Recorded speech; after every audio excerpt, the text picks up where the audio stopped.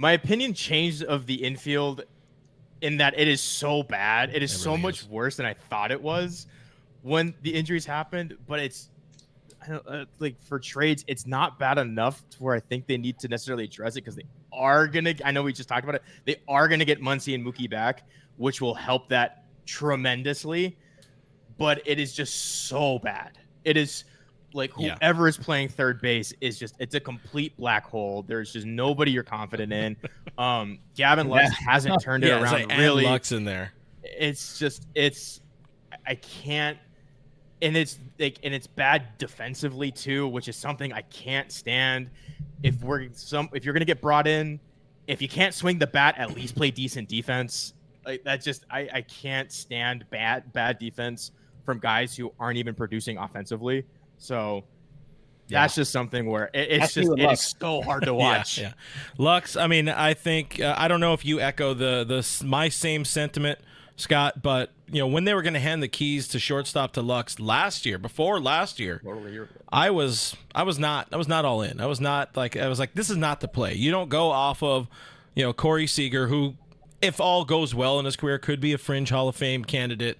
Trey Turner, who will go down as one of the best players of his generation, a top 70 player of his generation too. Yeah. Gavin Lux, who's never really put together a full, complete, uninjured season on both sides of the ball. And to be like, this is going to be our guy at shortstop. Oh, by the way, he only has about 60 games under his belt at the big league level as a shortstop when Corey Seager went down.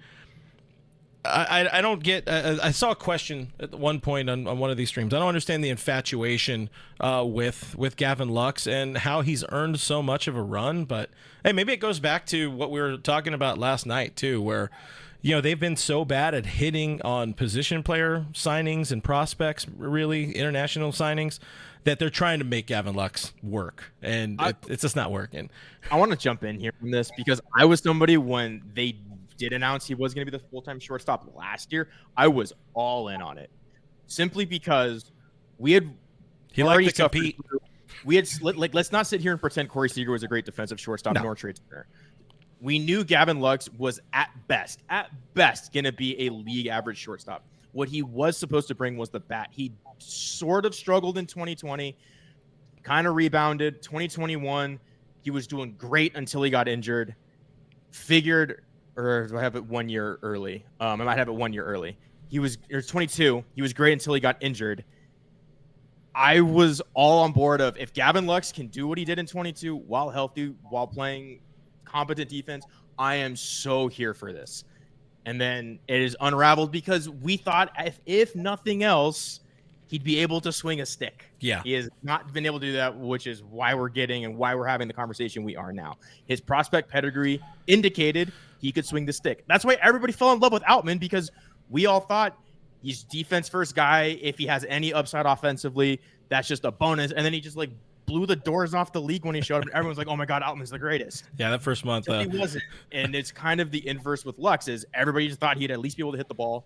And then defensively, he would just be fine. And now he's basically neither, especially not in the position that was intended for him. And you're talking about, the infield being your area where things have kind of changed. Your opinion, your perspective has changed. And when we're seeing an infield with Lux in there every day and, some amalgamation of CT3, Kike Hernandez, and Kevin Biggio, it's not a very good lineup and or good infield. And then let's be fair about it. I don't think any one of us, gentlemen, expected this out of Miguel Rojas, where he's kind of the savior of the infield. You knew the glove would be there. I don't think anybody would have banked on him being, what has he had, like a 130 weighted runs created plus or something like that. Like he's been killing it. You couldn't bank on that. He was going to be a guy on the bench akin to maybe a hair better than Austin Barnes, and that was about it. But he's kind of been the savior. He's been what this team needed, didn't know it needed when they, kind of signed him or brought him back and added that extension and all that. I saw you looking up some numbers over there, Scott. Miguel Rojas has been a savior for this team. And when we look back on the story of the 2024 Dodgers, it'll be, me really looking in and us all remembering how, a positive that Miguel Rojas left on this Dodgers team, because, for whatever people think, and we've talked about his legs and if they're going to hold up and go through it, and it's working for now, and that's how it is. And if they just need to hold on, and once Mookie Betts come back, slide him over to second, and then Gavin Lux can be banished to the bench where he should be, and his ridiculous elevated ground ball rate, he does not hit the ball hard, everything's a rollover. He's going to run into a pop fly homer. It's inexcusable. And him going getting the yips in spring training for 2 weeks absolutely erupted this team. Yeah. And I'll never get over having to move a 31-year-old superstar off a very, I just can't do it. This is bait. I bait myself into this. I'll never get over them moving a 31-year-old superstar, Mookie Betts, to a very intensive position of shortstop. Yeah. And letting Gavin Lux go through it. So yes, the infatuation is ridiculous. And I understand them saying, yeah, the upside.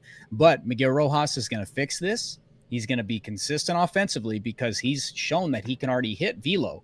And that's something that I was concerned about. Mm-hmm. And he's been able to catch up to that. He's not giving away at bats, and he's playing incredible defense. He's going to be one of the top shortstops defensively all year. And if that's what we're talking about, if we're saying a guy's just going to be a defensive wizard, but he can also give you quality at bats, sign me up. If you don't have a superstar making $30+ million a year there, I want somebody that is in the mold of Miguel Rojas. And that's crazy to think about, because if we're like, yeah, this guy's got nothing in the tank. We know his glove's going to be there, but his bat is nothing. And he's showing everybody that he's still got it. Like, this is a renaissance year, man. Like over an 800 OPS in the month of June. He's cooking. He's crazy.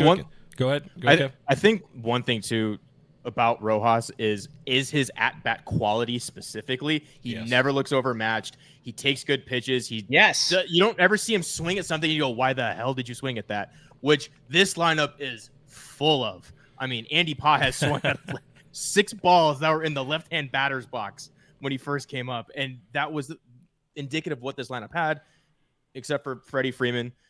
And Miguel Rojas will at least give you an at-bat where you're like, you know what? Yeah, like, I'm confident he could at least hit something and find a hole, find some grass. And that's what he's been doing. And I've been loving his at-bats. Listen, you got to love Miguel Rojas. And if you're able to get, the lineup kind of squared away, if you do get Max Muncy back, and let's say Muncy comes back and he's playing as expected, he's, as Scott likes to now say, he's matching the stats on the back of the baseball card. Yep. And if you're having Miguel Rojas at shortstop, and guys, again, I'll plug it again.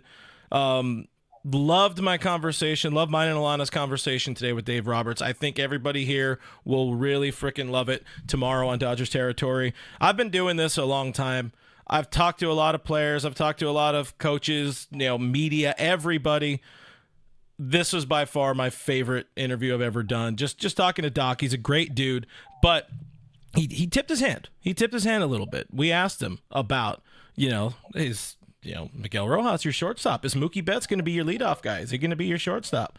And I think the three of us in particular, we can read Dave Roberts. We speak Dave, and Miguel Rojas is staying at shortstop. There's not a doubt in my mind he's going to be that guy. And all he needs to do is, we're talking about Miguel Rojas. He needs to hit in the 7 spot. He needs to be hitting the 8 spot. He's not cleaning up, and you are getting arguably the best defensive shortstop in baseball in that position. And Mookie Betts sliding over to second base, which fixes our Gavin Lux problem. Max Muncy coming back, hopefully doing what we expect from him at third. You know what you get in Freddie. All of a sudden, real quickly, that infield could be good. But what did we just say earlier? We're worried about that idea of the additions are going to come from the injured list. You don't want to bank on that. So you hope, hey, are they going to get an outfielder? Are they going to get a third base / second base? Somebody who can play the infield a little bit, like Kevin and I talked about a couple weeks ago, looking at some third base trade options. Is that Justin Turner, something like that? I think they are active. I think they get something, but it is going to focus more on the bench. That's my riff. That's my spiel on that.